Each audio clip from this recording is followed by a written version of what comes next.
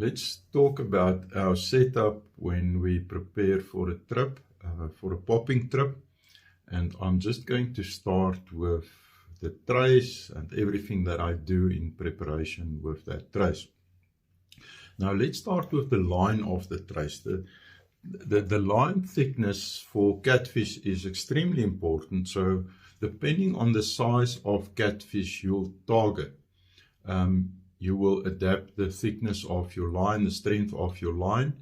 And here where we fish for them, we get in some venues fish not bigger than 10, 15 kilograms. At other venues, we get bigger fish, and then we adapt our line thickness to that. So the line thicknesses that I use will be for venues like Bloemhof and Kalkfontein, where you expect catfish easily over 20 kilograms. I will not go thinner than a 50-pound. Maxima Ultra Green, it's a tough line, good abrasion resistance, works extremely well on the traces, and I'll show you just now.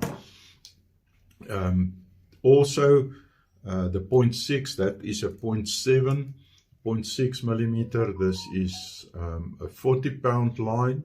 I will use this 40-pound line also where I expect a little bit bigger fish, but where there is no structure, where I know that I can play the fish without going into structure. So the 50-pound, if there's any structure, or if you expect extremely big fish, then I'll use that. Then the 35-pound is a 0.57 millimeter line, Maxima Ultra Green again. For the good quality of this line, I like the line, it works very well. So this is then a 17 kilogram or a 35-pound line that we will use in venues where we don't expect that big fish. Typically the average fish that you will catch there is around about 4, 5, 7 kilograms now and then, maybe a little bit bigger fish, but then we'll go lighter with the trace line. But don't make the mistake in going too light and then losing a really big fish because of that. So the swivel that I use, and I had trouble in the past with swivels. One time I lost a really big fish because the swivel pulled out of the barrel. Now, even smaller swivels, it's got quite good strength, but if you don't change your traces regularly, then you're going to run into trouble. Corrosion in the swivel could cause it to break over time, and that's what happened in that case. So a good quality swivel that I use is Japan Tower swivel, and it's a size 4 that I use, and this works extremely well. So then let's go to the lures. Of course, the Barber Toffee, for all its good qualities, and I'm not going in this video into that, but there's quite a few things that make this extremely good lure. You get it in a silver. This is a darker type of silver. There's a lighter one, and you also get it in a white. There's the white, and you also get, of course, one of our favorites, the black, like the silver. In most water conditions, clean and dirty water, the darker colors, the black, more in dirty water, muddy water, we will use that. It's got extremely good contrast in the water.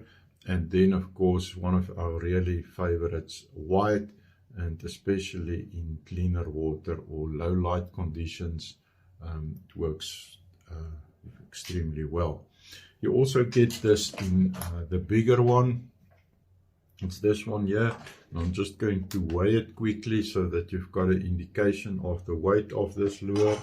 There's it on the scale, 15.6 grams, 15.6 grams for this lure. And the smaller one, let's weigh that. It's 8 grams. So the smaller one is 8 grams. Of course, the other thing that we use is our adjustable poppers, and you get them in 2 sizes. Let me just take that. So this one is already on the trace, but there's the large and this is the small. So let me weigh the small. The small weighs 12.6 grams. And then let me weigh the large. The large is 17.6 grams.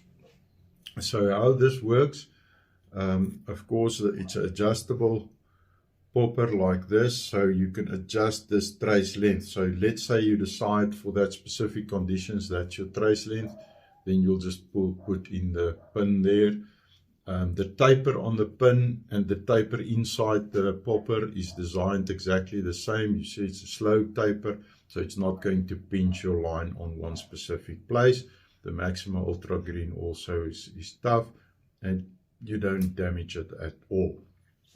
Right, so if you want to adjust, you can then just pull out the pin and adjust this. And we do this a lot, so I can't imagine fishing with a fixed popper anymore. Let's have a quick look at the knots. So there's our toffee. So the line just go through there. And I do a figure of 8 or uni knot. So I just twist it like that. And I bring the two lines together like this. And then this one, I just go 2 times through there with the Maxima Ultra Green. That's enough. You just pull it like that, wet it a little bit, pull it there, and you'll see there's your perfect knot, and you can then just cut the tack end. All right, so you do that on both sides, and then you've got your complete trace. So there's your complete trace. The trace length, I will take it like this. This is more or less my trace length. So that's my trace length. So you can adjust it then anything in between that. And this trace works extremely well for me. I redo my traces every single time that I go fishing. And if you don't do that, you're going to lose that big one. That's really going to put pressure on your tackle on that specific day that you don't expect that. Right, just 1 or 2 bonus tips for you. A catfish will spit the lure extremely fast. As soon as it recognizes that it's not something that it can eat, it will spit it. You will know a catfish normally moves quite slowly, but when it attacks a lure, it moves extremely fast. And you won't believe how fast the catfish will spit the lure.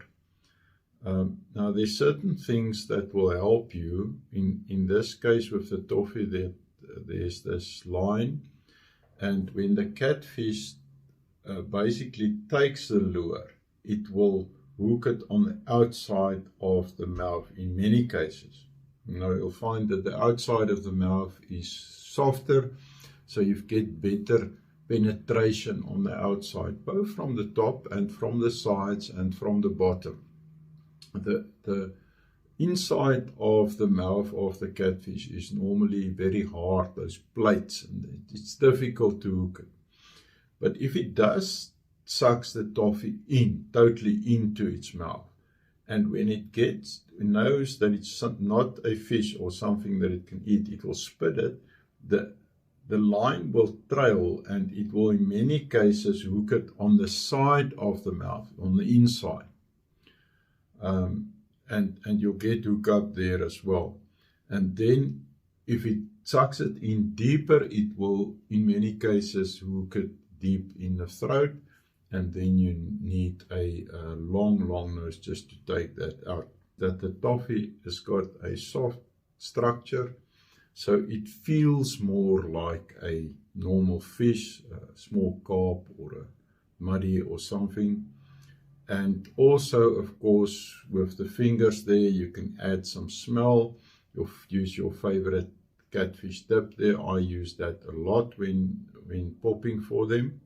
So that also helps for it not to spit that lure as fast.